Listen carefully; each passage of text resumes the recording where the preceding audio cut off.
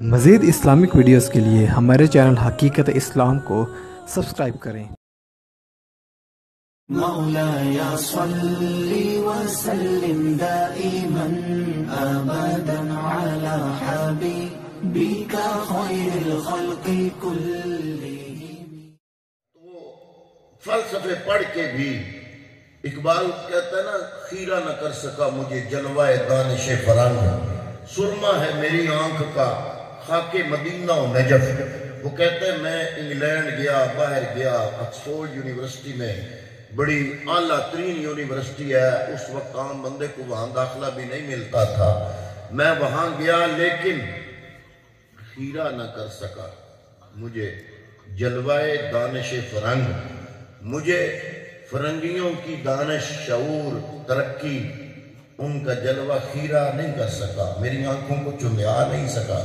کیوں؟ اس لیے کہ سرما ہے میری آنکھ کا خاک مدینہ و نجف، میں اپنی آنکھوں میں مدینے اور نجف کی گلیوں کی خاک کا سرما ڈال کے گیا تھا۔ آج ہمارا تو نوجوان وہاں ڈنکی لگا کے بھی جائے تو چند سال رہنے کے بعد وہ انگریز سے بھی اگلا انگریز ہوتا ہے نا۔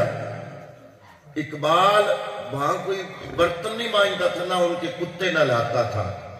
اقبال وہاں top of the list student تھا آکسفورڈ یونیورسٹی کا۔ تو وہ کہتا ہے کہ میں نے ان کی تہذیب و تمدن کو دیکھ لیا، لیکن وہ کہتا ہے خیرہ نہ کر سکا مجھے جلوہ دانش فرنگ۔ ان فرنگیوں کے جو فلسفے ہیں، ان کی ترقی ہے، ان کی مادی ترقیاں، ان کے فلسفے، یہ میری آنکھوں کو چندیا نہیں سکے، مطلب مجھے متاثر نہیں کر سکے۔ وجہ کیا ہے اقبال؟ آج کا نوجوان تو وہاں جاتا ہے، سال دو سال کے بعد وہاں کا ہو جاتا ہے اور اپنی تہذیب کو کوستا ہے، اپنے معاشرے کو کوستا ہے، اپنی رسم و رواج کو کوستا ہے۔ وہ کہتا ہے کہ جناب وہی لوگ ہیں دنیا میں جو کہ ٹھیک ہیں۔ اے اقبال تجھے خیرہ کیوں نہیں کر سکا؟ اقبال کہتا ہے بنیاد یہ ہے، خیرہ نہ کر سکا مجھے جلوہ دانش فرنگ، سرما ہے میری آنکھ کا خاک مدینہ و نجف۔ میں حضور کی محبت اور مولا کائنات مولا علی کی محبت لے کر میں اگر اس جہان میں گیا، اس تہذیب اور معاشرے میں گیا، اس محبت نے ان سے مجھے متاثر نہیں ہونے دیا۔ کیوں؟ اس لیے کہ میری رگ رگ میں تو عشق مصطفیٰ تھا۔ حضور کے ساتھ جو مسلمان کا تعلق ہے وہ مضبوط ہو۔ مصیبت یہ ہے کہ آج ہمارا تعلق مصطفیٰ سے کمزور ہو گیا۔ جن لوگوں کا مصطفیٰ کی ذات کے ساتھ تعلق مضبوط تھا، حضرات محترم آج ماشاءاللہ اس میرے عزیز کی شادی ہے، اللہ تعالیٰ شادی میں برکتیں عطا فرمائے۔ یہ نہیں کہ صحابہ اکرام کی زندگیوں میں یہ خوشیاں نہیں ہوتی تھی، شادیاں ہوتی تھی، اولاد بھی ہوتی تھی، لیکن ساری زندگی کی خوشیوں سے بڑھ کے ان کے نزدیک اگر اہمیت تھی تو نسبت مصطفیٰ کی اہمیت تھی۔ سبحان اللہ۔ حضرت حنظلہ رضی اللہ تعالیٰ عنہ حضور نبی کریم صلی اللہ علیہ وسلم کی طرف سے حضرت بلال کو حکم ہوا کہ آپ مدینے کی گلیوں میں پھر کے ہوکا لگائیں کہ دشمن محاذ پہ آ گیا ہے، جنگ کے لیے سارے تیار ہو جاؤ۔ حضرات محترم اس زمانے میں جنگ کے لیے تیاری کرنے کا مطلب یہی تھا، اپنی جان اپنی ہتھیلی پہ رکھ کے میدان جنگ میں جانا ہے۔ آج ہم نے کلمہ پڑھا تو ہمیں کلمے کے نتیجے میں کچھ دینا نہیں پڑا، کچھ کرنا نہیں پڑا۔ وہ لوگ صرف کلمہ نہیں پڑھتے تھے، وہ کلمہ پڑھتے تھے تو کیا ہوتا تھا؟ اس کلمے کی لاج رکھنا پڑتی تھی۔ وہ کلمہ پڑھتے تھے تو کیا ہوتا تھا؟ اندر باہر سے اس کلمے کے ساتھ وہ مخلص ہوا کرتے تھے۔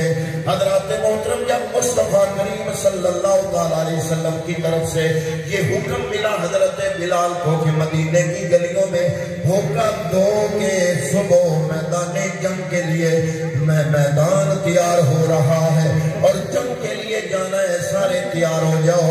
حضرات محترم حضرت بلال کے ہوکا دینے سے یہ نہیں تھا کہ بہانہ لگا دیتے جناب فلاں بندہ تو تاریخ پہ گیا ہے اور فلاں کالج میں گیا اور فلاں یہاں نہیں ہے۔ جو حضرت بلال گلیوں میں پھر کے ہوکا دے رہے ہیں، مصطفیٰ کریم صلی اللہ علیہ وسلم کے غلام اپنے گھروں سے نکل کے مختلف محلوں سے نکل کے حضور کی بارگاہ میں تشریف حاضر ہو رہے ہیں۔ حضرات محترم اسی دن حضرت حنظلہ رضی اللہ تعالیٰ عنہ حضور نبی کریم کے غلام آپ کی شادی ہوئی تھی، اسی رات آپ کی سہاگ رات تھی، میاں اور بیوی کے ملنے کی رات تھی، اور حضرات محترم ادھر سے حضرت بلال نے ہوکا دیا، اے لوگوں کملی والے فرما رہے ہیں کہ صبح جنگ کے لیے جانا ہے۔ جب حضرت حنظلہ رضی اللہ تعالیٰ عنہ آپ اپنی بیوی اپنی دلہن کے پاس تھے، وہ دلہن جو اپنا سارا میکہ چھوڑ کے حضرت حنظلہ کے ساتھ اپنی زندگی کو جس نے پیوست کر لیا تھا، حضرات محترم آپ جانتے ہو کہ جب دلہن آتی ہے اپنے ماں باپ کو چھوڑ کے آتی ہے، کس کے آسرے پہ؟ جس کے ساتھ اس کی شادی ہو رہی ہوتی ہے اس کی محبت کے آسرے پہ ماں کی محبت قربان کر دیتی ہے عورت اپنے شوہر کی محبت کے لیے، باپ کی محبت قربان کر دیتی ہے اپنے شوہر کی محبت کے لیے، اپنے گھر کی محبت قربان کر دیتی ہے اپنے شوہر کی محبت کے لیے۔ میں تو عموماً سوچتا ہوں اور میں عورت کے جگر کو داد دیتا ہوں، اگر آپ کو یہ کام کرنا پڑ جائے مرد حضرات ذرا سوچو، حضرات محترم جس آنگن میں بچپن سے وہ کھیلی تھی اور جو گود بچپن میں اس نے بچپن سے جس گود میں پرورش پائی تھی، اس ایک گود کو چھوڑنا، اس گھر کے آنگن کو چھوڑنا، ماں کے پیار اور باپ کی شفقت کو چھوڑ کے، بھائیوں کے سائے کو چھوڑ کے، ایک بندہ شوہر اس کا خاوند اس کی محبت کو سامنے رکھ کر عورت اتنی قربانیاں دے کے اگلے گھر جاتی ہے۔ حضرات محترم ہمارے نوجوانوں کو تو یہی ہے کہ ہم نے شادی کر لی، ان کو پتہ نہیں کہ کون کتنے جذبات کو قتل کر کے ان کا گھر بسانے آیا، کون کتنی محبتوں کو نچھاور کر کے ان کے گھر کے آنگن کو رونق دینے آیا۔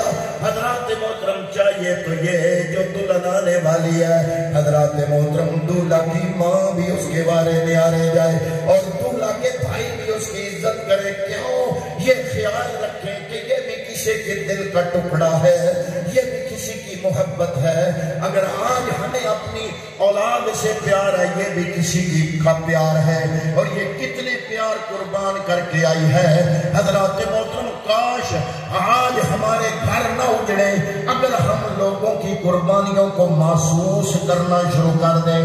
کبھی ہم نے سوچا کہ وہ جو دلہن آ کے آپ کے گھر کو سجاتی ہے وہ کتنی محبتیں قربان کر کے آتی ہے، وہ باپ کی شفقت چھوڑ کے آتی ہے، وہ ماں کا پیار چھوڑ کے آتی ہے، وہ بھائیوں کا سایہ چھوڑ کے آتی ہے۔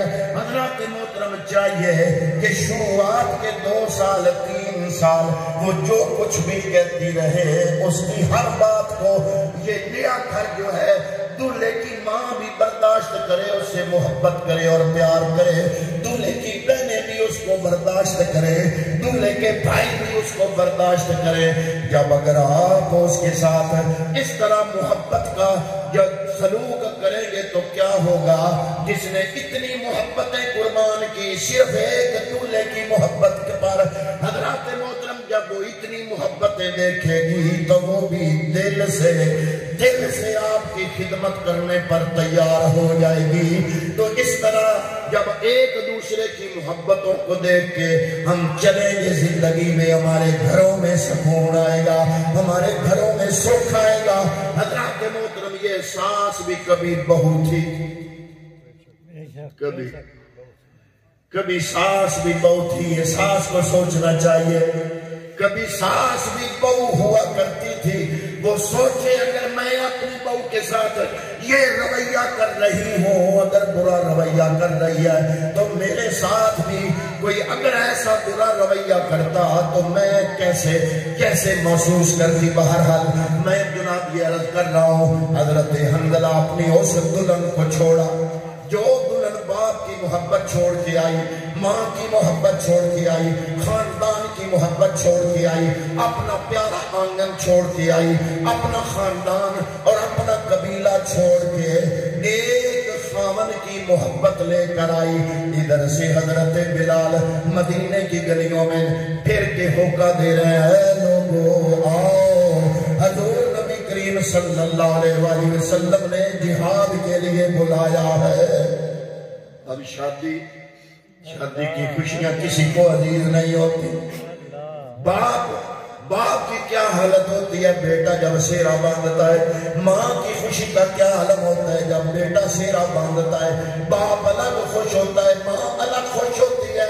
بھائی مارے نیارے جاتے ہیں کہ ہمارا بھائی دولہا بنا. حضرات محترم لیکن یہ ساری خوشیاں عملی طور پر بات کہنے کی اور ہوتی ہے. میرے محمد عربی صلی اللہ علیہ وسلم کے سچے اور سچے غلاموں نے یہ ساری خوشیاں عملی طور پر قربان کر کے دکھائیں. ادھر حضرت بلال ہوکا دے رہے ہیں, ادھر حضرت حنظلہ اپنی دلہن کو خیر آباد کہہ رہے ہیں اور الوداع کہہ رہے ہیں کہ الوداع, ہو سکتا ہے میں واپس آؤں یا نہ آؤں. اس نے دامن پکڑا کہ میں نے تیرے لیے اپنے باپ کی شفقت کو چھوڑا, اپنے بھائی کی شفقت کو چھوڑا, اپنی ماں کی محبت کو چھوڑا, اپنا میکا اور محبتوں کو چھوڑا, ایک تیری محبت کو سہارا بنا کے آج میں تیری دلہن بنی. اور پہلے دن ہی, ابھی رات مکمل نہیں ہوئی, پہلے دن ہی تم مجھ سے دامن چھڑا کے یہ کہاں جا رہا ہے. حضرت حنظلہ فرماتے ہیں تیرے سے بھی میرا تعلق دل والا ہے, لیکن ہم جو کلمہ پڑھتے ہیں محمد عربی کا, دنیا کی ہر محبت اور رشتہ اپنے مصطفیٰ کریم کے رشتے پہ ہر دم قربان کرنے کے لیے تیار ہوتے ہیں. اگر بچ گیا تو آ جاؤں گا, میدان جہاد میں جا رہا ہوں, اگر جان قربان ہو گئی تو تم خوش ہونا کہ میرا جو دولہا ہے اس نے اپنی جان اسلام کی عظمت کے لیے قربان کر دیا, اسلام کی شوکت کے لیے اپنی جان قربان کر دیا. حضرت حنظلہ جناب حضور کی بارگاہ میں حاضر ہو گئے. میدان کی طرف لشکر جا رہا ہے, جنگ شروع ہو گئی. اللہ رب العالمین نے مسلمانوں کو فتح عطا فرمائی. حضور نے فرمایا شہداء کی لاشوں کو اکٹھا کرو. شہداء کی لاشوں کو جب اکٹھا کرنے کا وقت آیا, صحابہ کرام رضوان اللہ تعالیٰ علیہ مجمعین ڈھونڈ رہے ہیں. حضرت حنظلہ نہ زندہ صحابہ میں ملتے ہیں نہ لاشوں میں ملتے ہیں. آتے عرض کیا یا رسول اللہ, حضرت حنظلہ غیب ہے, نہ تو زندہ لوگوں میں ہے نہ حضرت حنظلہ کی لاش ملی ہے. حضور مسکرائے, حضور نے فرمایا ذرا آسمان کی طرف تو نظر اٹھا کے دیکھو, اب میرا حنظلہ اس کو موقع نہیں ملا, اس کی رات کو شادی تھی, وہ اپنی دلہن کے بستر سے سیدھا, وہ اتنا بھی اس نے دیر نہیں کی کہ میں غسل کر لوں, اس نے ابھی غسل کرنا تھا. پیغمبر اکرم نے آواز دے دی, اس نے کہا غسل کرنے میں جو وقت ضائع ہوگا وہ میرا ایمان نہ ختم کر دے. پیغمبر نے بلایا تو میں فوراً حاضر ہو جاؤں. حنظلہ غسل نہیں کر سکا, وہ شہید ہو گیا اسلام کی شوکت کے لیے. اللہ نے فرشتوں کو بھیجا کہ جاؤ حنظلہ کی لاش کو اٹھاؤ, آسمانوں میں لاؤ, حنظلہ کو غسل اللہ کے فرشتے دیں گے. سبحان اللہ, ماشاءاللہ. جب حضرت حنظلہ کی لاش سامنے آئی تو سر کے بالوں سے پانی کے قطرے ٹپک رہے تھے. حضرت حنظلہ غسیل الملائکہ,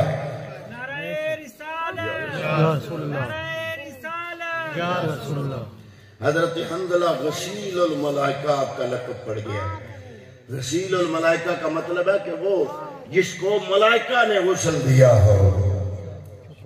مطلب کیا, شادی کی خوشی بہت خوشی ہے, لیکن جب مصطفیٰ کی ذات سے جو تعلق ہے وہ تعلق دنیا کی ہر خوشی جو بندہ مومن ہے وہ اپنی زندگی کی ایک ایک خوشی اس نسبت مصطفیٰ کے خوبصورت تعلق پہ قربان کرنے کے لیے ہر دم تیار رہتا ہے. کاش جب تک